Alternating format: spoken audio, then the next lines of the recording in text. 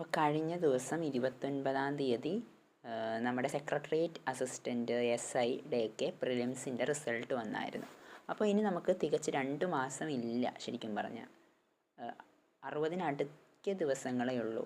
അപ്പോൾ ഈ മെയിൻ പരീക്ഷയുടെ സിലബസ് നമുക്കൊന്ന് നോക്കാം. അപ്പോൾ ഇതുവരെ ഇനി പഠിച്ച് തുടങ്ങിയില്ലെങ്കിൽ കൂടി ഇപ്പം തുടങ്ങുക. കാരണം ഇതിൻ്റെ ഒരു സിലബസ് നോക്കുക. 2 പേപ്പറുകളാണ് മെയിൻസിനുള്ളത്, കണ്ടോ. പേപ്പർ 1-ന് 1.5 മണിക്കൂർ വെച്ചിട്ടുള്ള ഒരു ജനറൽ നോളജ് പരമായിട്ടുള്ള ജനറൽ സ്റ്റഡീസ് പോലത്തെ ഒരു പേപ്പറും, പിന്നെ പേപ്പർ 2 ആയിട്ട് നമുക്കൊരു പ്രത്യേക ഒരു പേപ്പറാണ് principles of administration and management. അപ്പോൾ ഇതൊരു ഭരണപരമായിട്ടുള്ളൊരു പോസ്റ്റ് ആയതുകൊണ്ടാണ് അങ്ങനത്തെ ഒരു പേപ്പർ.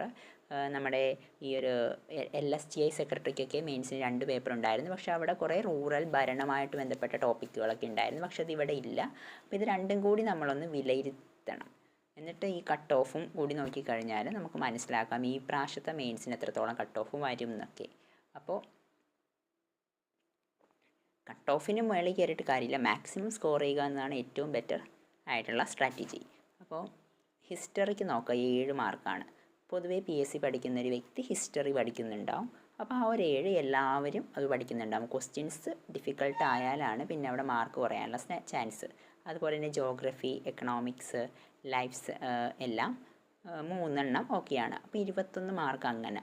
പിന്നെ അത് കഴിഞ്ഞ് നോക്കിയേ ലൈഫ് സയൻസ്, ഫിസിക്സ്, കെമിസ്ട്രി, ഇത് അവിടെ അത്ര ഇല്ല എന്ന് തന്നെ പറയാം. പിന്നെ ആർട്ട്, ലിറ്ററേച്ചർ, കൾച്ചർ, സ്പോർട്സ് ഉണ്ട്. ബേസിക് കമ്പ്യൂട്ടർ എന്തായാലും പഠിക്കണം, 6 മാർക്കാണ്. പിന്നെ ഈ ഒരു 10, 11, 12 വിഭാഗം മാത്സ്, ഇംഗ്ലീഷ്, മലയാളം, ഇത് വളരെ സ്കോറിങ് ആയിട്ടുള്ളൊരു ഏരിയയാണ്. ഈ മാത്സ് ഒക്കെ ഈസി ആയിട്ടുള്ളവരാണെങ്കിൽ ഇതൊരു സ്കോറിങ് ഏരിയയാണ്. കാരണം അവിടെ നിന്ന് തന്നെ 40-ന് മേല് മാർക്ക് അല്ലേ,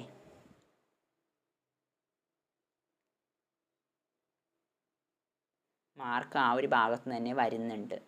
പിന്നെ ഈ ഒരു ഹിസ്റ്ററി, ജോഗ്രഫി അതിൻ്റെ. അപ്പോൾ ഈ പേപ്പർ നന്നായിട്ട് പഠിക്കുക. 100 മാർക്കിൽ മാക്സിമം നേടിക്കഴിഞ്ഞിട്ട് ഇവിടെ 2ാമത്തെ പേപ്പറിലേക്ക് വരുമ്പോൾ നമുക്കിതേ ഇത്രയും ഏരിയാസാണുള്ളത്.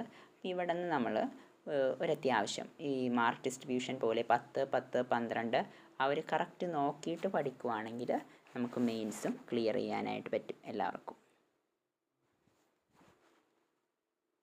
ഈ ഗവേണൻസൊക്കെ, കേരള മോഡൽ എക്കോണമി എല്ലാം ജനറൽ പേപ്പറുകളായിട്ട് റിലേറ്റഡ് ആണ്. ഈ ഒരു കേരള മോഡൽ കോൺസ്റ്റിറ്റ്യൂഷനൊക്കെ. അപ്പോൾ ഇതാണ് നമ്മുടെ ഒരു സെക്രട്ടറി അസിസ്റ്റൻറ്റ് മെയിൻസിൻ്റെ സിലബസ്.